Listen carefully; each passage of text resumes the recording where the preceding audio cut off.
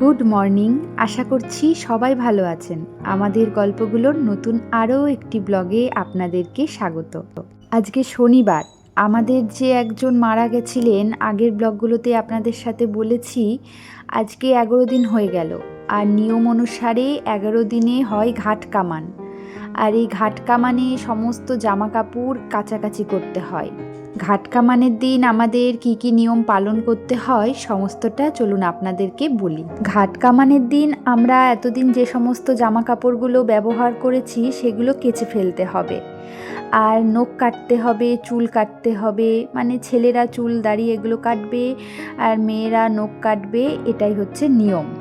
এই কয়েকদিন মানে এই যে 11 দিন গেল, এর মধ্যে কিন্তু চুল দাড়ি কাটা বা নখ কাটা নিষেধ, এমনকি মাথায় শ্যাম্পু করাও নিষেধ, এরকমই নিয়ম রয়েছে। যদিও আমরা এক বাড়িতে থাকি না, মানে যেই দাদাটা মারা গেছেন, মানে যেই ভাসুর আমার মারা গেছেন, ওনারা তো থাকেন শিলিগুড়িতে। কিন্তু আমরা যদি এক বাড়িতে থাকতাম আরও বেশ কিছু নিয়ম আমাদেরকে পালতে হতো, যেহেতু একদমই নিজেদের মধ্যে। হয়তো আমাদেরকে আজকে নদীতে গিয়ে স্নান করতে হতো, কিন্তু যেহেতু অনেকটা দূরে থাকি তাই সমস্ত নিয়ম আমাদেরকে পালন করতে হচ্ছে না। আজকে স্নান করার আগে আমরা কোনো রকম রান্নাবান্না করতে পারবো না। একেবারে এই সমস্ত জামা কাপড় কাচাকুচি করে স্নান সেরে তারপরেই একেবারে রান্নাটা বসাতে পারবো। আজ সকাল 6টায় অ্যালার্ম বেজেছে, কিন্তু সত্যি কথা বলতে চোখ খুলে তাকাতেই পারছিলাম না। উঠতে উঠতে 6:30 পৌনে 7টা মতন বেজে গেছে। সকালে ঘুম থেকে উঠে আগে ফ্রেশ হয়েই এই জামা কাপড়গুলো ভিজিয়ে দিতে চলে এসেছি, কারণ প্রচুর জামা কাপড়, আর আগে আগে না ভিজিয়ে রাখলে কাচতেও অনেকটা দেরি হয়ে যাবে। আমাদের জামা কাপড়ের সাথে সাথে সে শীতের পোশাক, তারপর আমাদের যে শীতের র্যাকগুলো রয়েছে ওগুলোও কাচতে হবে, যেহেতু এই কয়েকদিন ধরে ওগুলো সবই ব্যবহার করেছি। তার সাথে ব্যবহার করা গামছা, মানে কোনো কিছুই বাদ যাবে না। যাই হোক, ওদিকে ভিজিয়ে দিয়ে সে জামা কাপড়গুলো ঘরটা ঝাড় দিয়ে নিচ্ছি। আর ঘর ঝাড় দিতে গিয়ে এদিক ওদিক একটু একটু ঝুল পড়েছে দেখছি। যতই নতুন ঘর হোক, আশেপাশে এত গাছপালা, আর গাছপালা থেকে দেখবেন মাকড়সা আসে, আর মাকড়সা আসলেই একটু আধটু ঝুল পড়বেই। তাই যেখানে আমি দেখি যে একটু একটু ঝুল পড়েছে সেখান থেকে আগে ঝুলটা পরিষ্কার করে নিই, কারণ অনেক বেশি নোংরা হয়ে গেলে পরিষ্কার করতেও কষ্ট হয় আর দেখতেও তো ভালো লাগে না। আর গতকালকের মিনি ব্লগটাই আপনারা তো দেখেছেন, আমার বোন এসেছে। সত্যি ভীষণ উপকার হয়েছে ও এসেছে। তার কারণ হচ্ছে আমি আর আমার বর আজকে সকাল থেকে দুজনেই কাজে ভীষণ ব্যস্ত।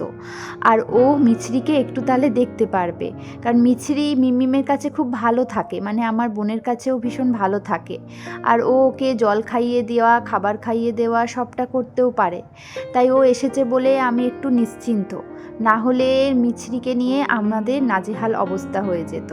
যেহেতু প্রচুর জামা কাপড়, তাই মিছরির যে বাথটাবটা ছিল সেটাতেই সমস্ত জামা কাপড়গুলো ভিজিয়েছি।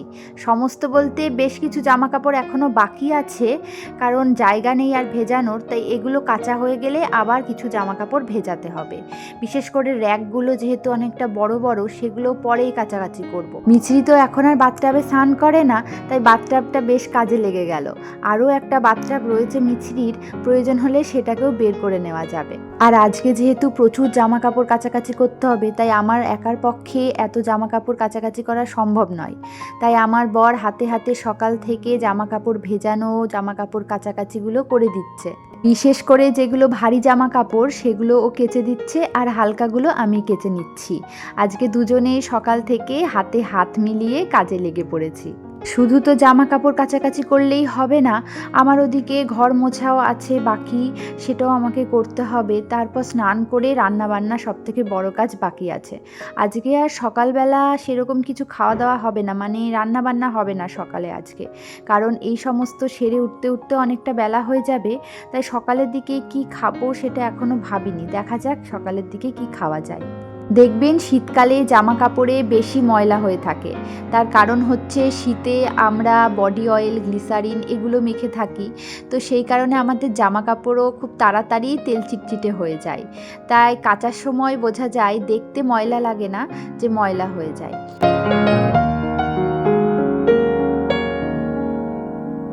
এখন কাচা ধোয়ার একটা ব্রেক নেব। যে জামা কাপড়গুলো ভিজিয়েছিলাম সেগুলো তো কাছাকাছি হয়ে গেছে। এখন ঘরে আসলাম, তার কারণ হচ্ছে বেড কভার, মশারি, র্যাক সেগুলো কাচতে হবে, সেগুলো এখন ভেজাতে দেব। তারপরে আমি ঘর মুছতে চলে যাব। ঘর মোছা হয়ে গেলে তারপর এগুলো কাচাকাচি করা হবে। আজকে আমি এখনও ব্রাশ করিনি। আসলে ব্রাশ করার কথাই এখনও আমার মনে পড়েনি। যেদিনই সকালবেলা ঘুম থেকে উঠে প্রচুর পরিমাণে কাজ থাকে সেদিনই আমি ব্রাশ করতে ভুলে যাই। আমাদের এত বড় উঠোনে এতগুলো দড়ি টাঙানো, কিন্তু আজকে জামা কাপড় কাচা ধোয়াও কিন্তু কম হবে না। নিচের তলায় তো আমার শ্বশুরমশাই শাশুড়ি মায়ের জামা কাপড়ও রয়েছে, এদিকে আমাদেরও প্রচুর জামা কাপড়। জানি না সমস্ত দড়িতে সব জামা কাপড় ধরবে কিনা। আমি এই নিয়ে দুবার জামা কাপড় মেলতে আসলাম নিচে। এখনও বেশ তো কিছু কাছাকাছি রয়েছে, তার সাথে নিচেও এখনও জামা কাপড় মেলা হয়নি। মানে শ্বশুরমশাই শাশুড়ি মায়ের জামা কাপড়গুলোও আমাদের বাড়িতে যে মাসি কাজ করে ওই মাসি ধুয়ে দিচ্ছে, তো সেগুলোও মেলা হবে। তাই আমার মনে হচ্ছে আজকে জামা কাপড়ে পুরো উঠোন ভরে যাবে। যাই হোক, এদিকে রোদ্দুরে বালিশগুলো একটু রোদে দেওয়া হয়েছিল, আর তারপরে আমি ভাবলাম ঘর মুছবো, কিন্তু আমার বর বলছে এখানেই আমাদের যে তোষকটা রয়েছে সেটাকে রোদে দেবে, তাই এখন নাকি ঘর মোছা যাবে না। তা আমি বললাম তাহলে এখন ঘর না মুছলে কখন মুছবো, এরপরে তো আমাকে স্নান করতে হবে। ও বলল যে ঠিক আছে, বারান্দাটা আমি পরে মুছে দেবো, বাকিগুলো তুমি মুছে দাও, আমি যখন স্নান করব তার আগে মুছে দেবো। যাই হোক, কথা মতো তাই করলাম। ওদিকে তোষকটা আর কিছু ক্যাথা ছিল, ক্যাথাগুলো রোদে দিয়ে দিলাম। কাঁথাগুলো এই কয়েকদিন ইউজ করিনি, তো সেই কারণে যেহেতু পড়েছিল সেহেতু রোদে দিয়ে দিলাম একটুখানি, কারণ এরপরে তো কাঁথাই লাগবে, এই র্যাকগুলো আর লাগবে না, র্যাকগুলো তুলে রাখতে হবে। এখন বারান্দাটা বাদে এদিকে আমার বেডরুমটা, রান্নাঘর আর রান্নাঘরের সামনে ছোট্ট বারান্দাটা মুছে নেব। ওদিকে আমার বর র্যাকগুলো কেচে দিচ্ছে, ওর ওদিকে কাছাকাছি হতে হতে আমার এদিকে সমস্ত কিছু মোছা হয়ে যাবে, আর তারপর আমি স্নানে নেমে যাব, কারণ অনেকটা বেলাও হয়ে গেছে, এখন প্রায় 10টা মতন বাজে।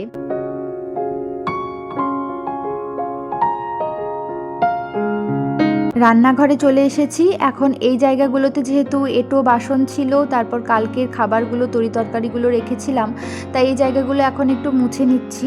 এখন নিয়ম অনুসারে আমি আর কোনো কিছুতে হাত দিতে পারবো না, মানে কোনো রকম খাবার, জিনিসপত্র এগুলোতে হাত দিতে পারবো না, শুধু আলতোভাবে মুছে চলে যাচ্ছি রান্নাঘরটা। আমার সবসময় ঘর মুছতে একটু সময় লেগে যায়, তার কারণ আমি একটু খুঁতখুঁতে। এক জায়গা একবার মোছা হয়ে গেলেও মনে হয় যেন ময়লা থেকে গেল, আবারও দ্বিতীয়বার সেই জায়গাটা মুছে নিই। এরকম করতে গিয়েই আমার অনেকটা সময় নষ্ট হয়ে যায়।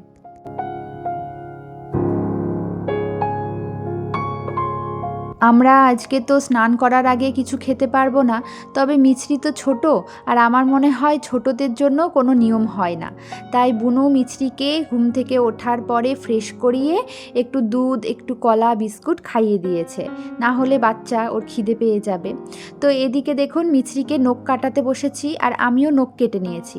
আজকে এই ঘাট কামানের দিনে আমাদের নিয়ম হচ্ছে নাপিতের কাছ থেকে সবাইকে নখ কাটতে হবে, আর যদি সবাই নাপিতের কাছ থেকে নখ না কাটতে পারে তাহলে বাড়ির কেউ একজন নাপিতের কাছে গিয়ে খুর ছুঁয়ে আসবে বা নখ কেটে আসবে, এবং সে বাড়ির বাকি মানুষকে যদি ছুঁয়ে দেয় বা সেই খুর দিয়ে যদি নখ ছুঁয়ে দেয় তাহলে সে নখ কাটতে পারবে, মানে এরকমটাই নিয়ম পালন করা হয়। তো আমার শ্বশুরমশাই সকালবেলা গেছিলেন নাপিতের কাছ থেকে নখ কেটে এসেছেন, তো সেই ব্লেড দিয়ে নখটা ছুঁয়ে দিয়েছে আমার আর মিছরির, তারপরে আমরা নিজেরাই নখ কেটে নিলাম।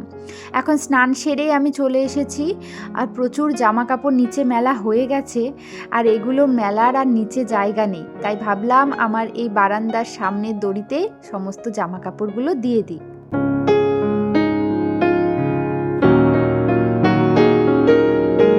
আজকে বাড়িতে মনে হচ্ছে জামা কাপড়ের মেলা বসেছে। দেখুন প্রত্যেকটা দড়ির একটা জায়গাও ফাঁকা নেই, সমস্ত জায়গায় জামা কাপড় টাঙানো রয়েছে। সাথে আমার ব্যালকনি এবং বারান্দার সামনের যে দড়িটা সেখানেও একটুও জায়গা নেই।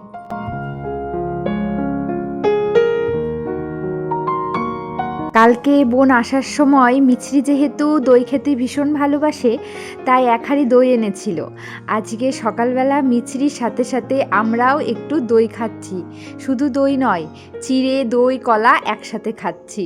সত্যি আমার ভীষণ পছন্দের এটা, তাই সকালবেলা আজকে আমার পছন্দের ব্রেকফাস্টটাই সবাই মিলে খেয়ে নিলাম। এদিকে ঘড়ির কাঁটায় প্রায় 12টা, রান্না বসাতে হবে। আজকে ভাবছি খুব সিম্পল রান্না বান্না করব, বেশি কিছু রান্না করার সময়ও আজকে নেই। তাই ভাবলাম একটু ফ্রাইড রাইস, একটু আলুর দম, আর তার সাথে ভাবছি একটু টমেটোর চাটনি করি। রান্নাঘরে এসেই আগে ফ্রাইড রাইসের জন্য চালটা ভিজিয়ে দিয়েছি, তারপরে আলুর দমটা বসিয়ে দিলাম। আজকে আলুর দমটা একদম সিম্পলভাবে করব।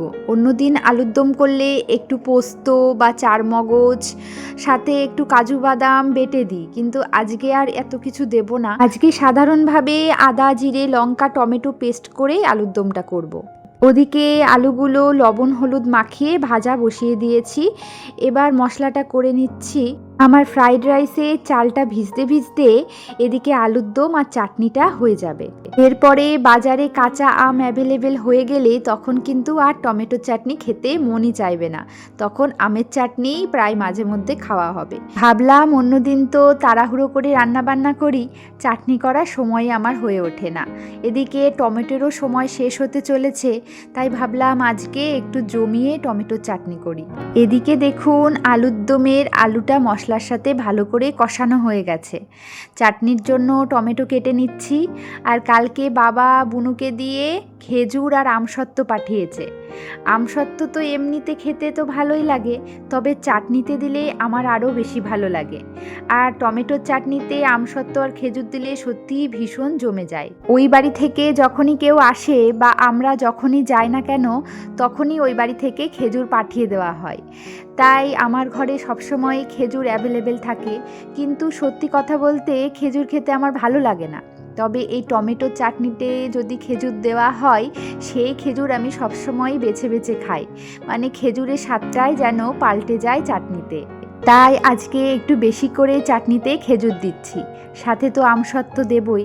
এখনকার টমেটোগুলো তো ভীষণ পেকে গেছে, এই টমেটোগুলো সেরকম একটা টক হবে না, বেশ মিষ্টি মিষ্টিই হবে।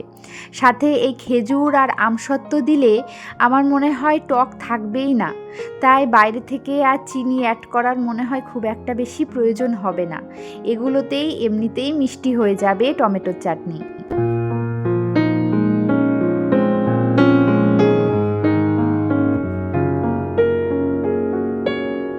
চাটনিতে দেওয়ার জন্য আমি খোলা কড়াইয়ে একটুখানি পাঁচফোড়ন ভেজে নিয়েছি। সেটাকে গুঁড়ো করে চাটনিটা হয়ে যাওয়ার পরে শেষে নামানোর আগে দিয়ে দেব। আর আমার বর চাটনিতে বেশি ফোড়ন পছন্দ করে না, তাই খুব সামান্য পাঁচফোড়ন চাটনির জন্য ফোড়ন দেব। সাথে একটু শুকনো লঙ্কা দেব আর তেজপাতা দেব। তবে শুকনো লঙ্কাটা বেশিরভাগটাই বীজ ফেলে দেব, কারণ বেশি বীজ থাকলে বেশ ঝাল হয়ে যাবে চাটনিটা। বেশ কিছু বীজ ফেলে তারপর শুকনো লঙ্কাটা ফোড়ন দিয়েছি। একটু সামান্য লবণ আর হলুদ দিয়ে দিলাম। আর দেখুন টমেটোগুলো থেকে প্রচুর জল বেরিয়েছে, তাই বাইরে থেকে খুব একটা বেশি জল অ্যাড করার প্রয়োজন নেই। খুব সামান্যই একটু জল দিয়ে ঢাকা দিয়ে দিয়েছি। টমেটোগুলো কিছুটা সেদ্ধ হয়ে যাওয়ার পরে আমি এদিকে খেজুর আর আমসত্ত্বটা দিয়ে দিলাম। এবার একটু ঢাকা দিয়ে রাখবো, যাতে করে সমস্ত কিছু ভালোভাবে সেদ্ধ হয়ে যায়।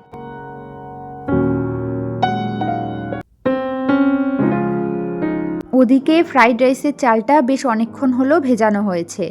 এদিকে জলটাও গরম হয়ে গেছে। গোটা গরম মশলা কিছুটা দিয়ে চালগুলো জলের মধ্যে দিয়ে দিচ্ছি। আর আজকেও আমি মিনিকেট চাল দিয়েই ফ্রাইড রাইস করছি। তবে চালটা বেশ কিছুক্ষণ যদি ভিজিয়ে রাখা হয়, আকারে চালটা বেশ খানিকটা লম্বা হয়ে যায়। তাই মিনিকেট চাল দিয়ে যদি ফ্রাইড রাইস আপনারা করেন, তাহলে বেশ কিছুক্ষণ চালটাকে ভিজিয়ে রাখার চেষ্টা করবেন। এদিকে চাটনিটা দেখুন কি সুন্দর জমে গেছে, সাথে গুঁড়ো মশলাটাও দিয়ে দিয়েছি। অসাধারণ হবে আজকের চাটনিটা। এদিকে ফ্রাইড রাইসটাও আমি বসিয়ে দিয়েছি। আর কিছু বাতাসা মিক্সার গ্রাইন্ডারে গুঁড়িয়ে নিয়েছি, সেগুলোই এখন চিনির পরিবর্তে দিয়ে দিচ্ছি।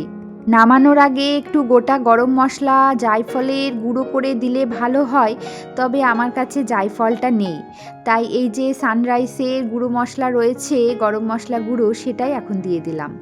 যাই হোক, ব্লগটি আশা করছি ভালো লেগেছে। আজকের ব্লগটি এখানেই শেষ করছি। সকলে ভালো থাকুন, সুস্থ থাকুন। দেখা হচ্ছে পরবর্তী নতুন ব্লগে।